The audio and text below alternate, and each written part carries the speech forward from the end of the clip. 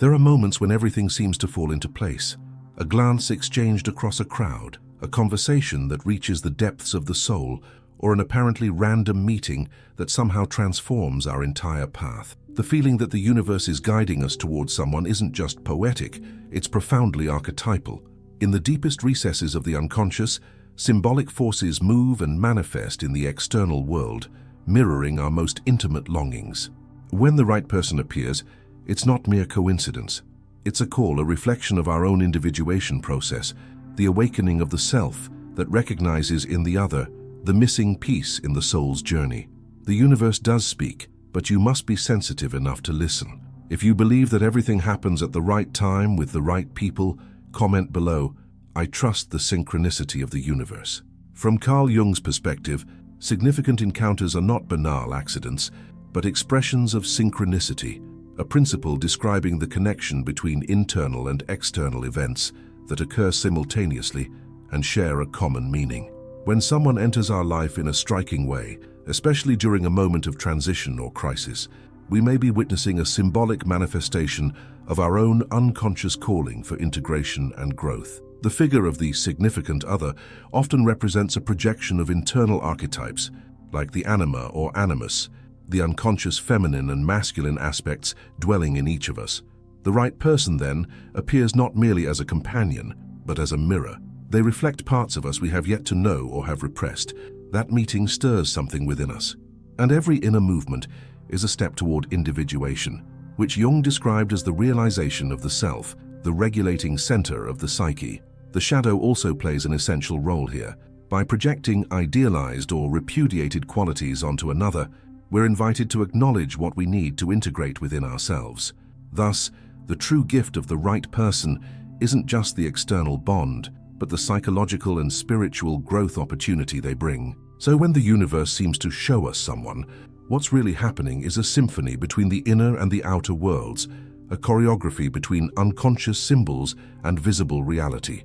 It's at this meeting point that transformation becomes possible, and where love in its most archetypal form can lead us toward wholeness. There is an experience that transcends logic, an occurrence that defies the straight line of time and ordinary causality. It happens when something or someone appears in our path with such profound meaning that chance seems impossible. Carl Jung named this force synchronicity, the simultaneous occurrence of events that lack an apparent causal connection, yet are linked by subjective and symbolic content. In the context of a remarkable encounter with another person, this idea gains even more power, for it touches the core of humanity's search for meaning, unity, and resonance. Synchronicity is not merely coincidence, it's how the unconscious expresses itself in the real world. Jung, together with physicist Wolfgang Pauli, saw in this interaction a principle uniting mind and matter, a field in which psychic symbols manifest concretely. When the right person appears, they are not just a human being with certain traits, but an emergent symbol, a reflection of an internal process reaching maturation. This process often begins with an inner void, an undefined calling that puts us into a state of seeking. At this stage, the psyche is ready for a leap of integration, and the universe, which Jung understood as structured in symbolic layers, answers that call through encounters that catalyze transformation. The arrival of someone with whom we feel an inexplicable connection is thus not random. It is a response to the unconscious desire for wholeness, for reconnection with lost parts of ourselves. In such encounters, seemingly trivial signs often arise: a song playing at just the right moment, a number repeating itself, a feeling of familiarity with a stranger. These signs are not esoteric nonsense, but symbolic cues the unconscious uses to capture our attention. It's as if it says, "Look at this. There's something here you need to see." The rational mind may resist, but the body feels, and that feeling is the true beginning of change. These moments are intense because they represent a turning point. Life stops being linear and becomes symbolic. When we meet someone who resonates with us deeply, we are not merely facing a potential partner, but a mirror reflecting both what we love and what we fear in ourselves. And synchronicity is the veil lifted between the visible and the invisible, between the conscious ego and the greater self that longs to emerge. The greatest challenge in this process is trust trusting that what we feel has value, trusting that there is symbolic intelligence behind these encounters, trusting that the universe, by presenting someone to us, fulfills an essential psychic function: to integrate, to heal, to transform. The modern mind, accustomed to control, resists this surrender, but the soul, silent and wise, recognizes the call. And even when these encounters don't last, even when the right person seems to come only for a time, synchronicity still fulfills its role. It opens portals, it illuminates patterns, it shows what is ready to be seen. Sometimes someone special appears simply to guide us back to ourselves, to a deeper, more integrated version of who we are. By understanding synchronicity as the bridge between the unconscious and destiny, we expand our view of life. We realize that nothing is simply what it appears. Every meeting is an invitation to inner listening, a chance to live with more presence, more truth, and more purpose. The universe then ceases to be a random stage and reveals itself as a great mirror of our inner process. Within Carl Jung's analytical psychology, there is no true encounter with another without recognizing the internal images we carry, images that silently shape our expectations, idealizations, and frustrations in relationships. Among these archetypes, the Anima and animus stand out, expressions of the unconscious feminine and masculine residing in each individual. When we project these onto another person, we are not merely falling in love with them, but with parts of ourselves that remain unintegrated and yearn to emerge through the bond. The anima is the feminine aspect in a man's psyche, while the animus is the masculine aspect in a woman's psyche. Both are formed by experiences, cultural images, and archetypal content accumulated over personal and collective history. They are not simply internal genders, but symbolic representations that can profoundly influence our perception of love and the other. When we encounter someone embodying these internal qualities, we feel an immediate, often irresistible attraction. This is where projection takes hold. The anima and animus projected onto the other turn them into a canvas for our deepest desires for completeness. The person seems magical, perfect, tailor-made. We are not only seeing who they really are, but everything they represent within our unconscious. The promise of union, redemption, eternity. Jung warned that this phase, though natural and perhaps necessary, is only the beginning, not the end, of true love. The danger of projection is that it creates a veil. We see the other not as they truly are, but as we want them to be. The idealized image of the anima or animus becomes a fantasy so seductive that we become blind to the relationship's real limits. This doesn't mean love is false, but that it is contaminated by unprocessed psychic contents. Pain arises when reality begins to dismantle the idealization, and often that is the point when relationships end or transform deeply. However, there is a profoundly positive side to this process.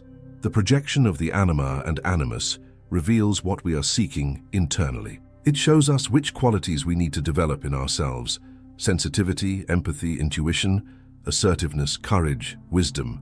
Every trait we admire in another is also a seed within us waiting to be cultivated.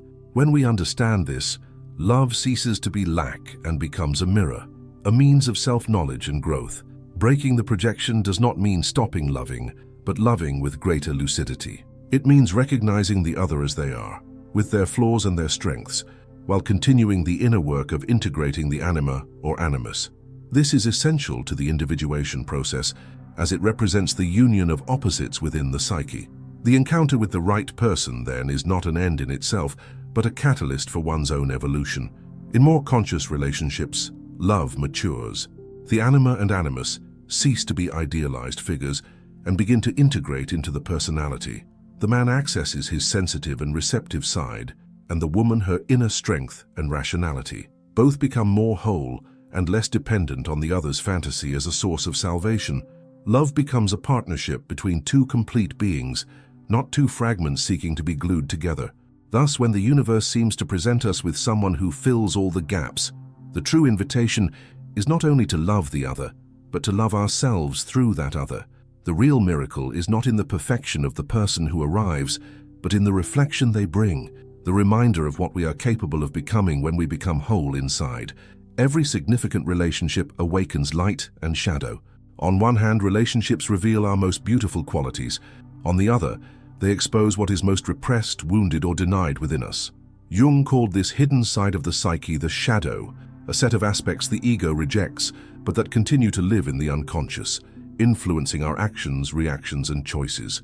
And it is precisely in our deepest emotional bonds that this shadow finds an ideal stage to express itself. When we fall in love or form an intense connection with someone, that person becomes a mirror, not only of the qualities we admire, but also of traits we avoid recognizing in ourselves. The other begins to reflect our insecurities, fears, jealousies, impatience, needs, and unresolved traumas. Not because they are to blame, but because they occupy the symbolic place of significant other, a direct portal to our unconscious. Often we blame our partner for disproportionate emotional reactions. However, these reactions are clues to the shadow at work. What bothers us in the other is often what has yet to be accepted or worked through inwardly. That is why Jung said that the other disturbs us as much as they resemble our shadow. Constant irritation, idealization followed by disillusionment, repeated conflicts, all are calls to consciousness, invitations to integrate forgotten parts of our own being. In the early stages of a relationship, everything often seems perfect. The projection phase covers the other with an enchanting glow, but as living together deepens, the mask falls. We begin to see the other more clearly and to be seen ourselves. This moment, though painful, is crucial. It is when the true relationship begins, when enchantment dissolves and commitment to truth emerges. At this point, many give up. They think love is over, that the person has changed, that they weren't the right one after all. But in reality, what is dissolving is the veil of projection, and what emerges in its place is the possibility of loving with greater depth, with more humanity.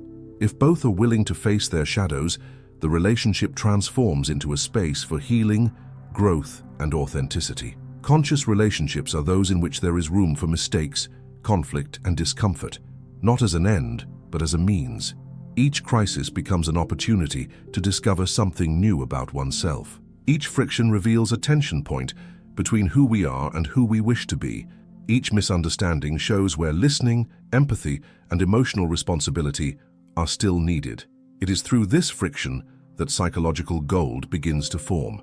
It is important to emphasize that the shadow is not only negative, it also contains forgotten potentials, undeveloped talents, legitimate desires stifled, personality aspects judged inappropriate and therefore buried. When the other irritates us for being bold, free, sensitive, or spontaneous, it may be touching something we wish to express, but have not allowed ourselves to.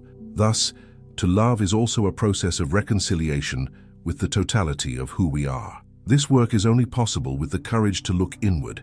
It is not about blaming the other for our own conflicts, but about seeing the relationship as a symbolic scenario for our inner journey. The other's presence catalyzes, but the work is always personal. Self-knowledge is not a gift the other gives us, but a responsibility we assume in light of what they show us. When we understand relationships as mirrors of the shadow, we stop expecting the other to complete or save us. We begin to see the bond as a spiritual path, a living practice of presence, humility, and transformation. Pain gains meaning, conflicts become teachers, and love ceases to be escape to become alchemy, the continuous process of becoming who we are through the other's mirror. In Jungian tradition, the path of individuation is life's essential passage, a continuous process of integrating internal opposites, reconciling with the shadow, and opening to the self, the organizing center of the psyche. Although deeply personal, this journey does not happen in isolation. On the contrary, it is in significant encounters, especially those touching us at the soul's most intimate level, that individuation finds fertile ground. A relationship with the right person is not a shortcut to self-knowledge, but an amplified mirror that intensifies this inner dive. Life as a couple, far from being merely an effective convenience or emotional refuge, becomes a channel of revelation. The other reveals us, and we reveal them as well. In that exchange, if we are open, something greater emerges. The possibility of a love that is neither imprisonment nor fusion, but a space where two individualities grow together, sustaining the tension of opposites without negating them. This kind of relationship demands maturity, presence, and above all courage to stand firm when wounds resurface.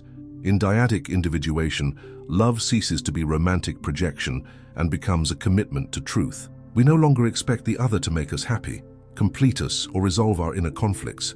Instead, We are willing to walk side by side, aware that every conjugal challenge is also an unconscious call to advance toward wholeness. The pain a relationship can bring is understood as part of the process, not as a sign of failure. Thus, the relationship becomes a daily practice of listening and surrender, of accepting the other as they are, not as we wish them to be. That doesn't mean resigning ourselves or tolerating abuse, but acknowledging that the true encounter happens when we allow the other to be whole, with light and shadow, and dare to do the same with ourselves. When two people relate in this way, they create a symbolic field where each self can manifest freely. Jung spoke of the importance of the union of opposites in the quest for individuation. In a relationship, this translates into coexisting fundamental differences: sensitivity and rationality, freedom and commitment, desire and renunciation. The tension between these poles, far from being a problem, is the energy that fuels the psychological process. Fleeing that tension leads to stagnation. Facing it with awareness, on the other hand, propels us toward deeper, transformative love. There is also a sacred aspect to this journey. When two human beings decide to grow together, respecting their individualities and mutually supporting each other's journeys, they create something greater than both, a third symbolic element, the relational field, where each unconscious projects, reconciles, and heals. It's as if the soul finds in the other's reflection confirmation that its existence holds a higher purpose. Of course, not every relationship is destined to last. Some people enter our lives to provoke us, teach us, awaken us, and then move on. Others remain, and together they face life's cycles and the soul's evolution. In both cases, what determines a meeting's value is not its duration, but its symbolic depth. The more open we are to the lessons each relationship offers, the more integrated we become. Diadic individuation is not about dependence, merging, or avoiding loneliness. It's about being whole alongside another whole. It's about loving without losing oneself, about growing without diminishing anyone else. It's a maturation process that takes time, vulnerability, and awareness. And when lived truthfully, it becomes the most beautiful expression of the unconscious trying to become conscious, not in one person, but in two, in harmony with life's symbolic rhythm. The encounters that mark our soul are not accidents. They are living expressions of the unconscious's symbolic language, invites to transformation and reconciliation with our deepest selves. When someone appears in our life with strength and meaning, the universe is, in fact, echoing an internal movement, the self awakening toward wholeness. Synchronicity, projections of the Anima and animus, the mirrors of the shadow and shared individuation, are not distant concepts. They are lived experiences that, when understood, reveal the true meaning of profound bonds. Conscious love, therefore, is not free of pain or conflict but rich in meaning. It heals not by erasing wounds, but by showing us that it is possible to embrace them with truth and presence. It is not a ready-made destiny, but a symbolic construction path where each step reveals more of who we are. If this content has spoken to your soul, subscribe to the channel and turn on notifications. And now, watch the video suggested on screen. It will deepen your journey of self-knowledge even further. Remember, every significant encounter is a chance for growth. Thank you for walking this journey with me. Until the next video,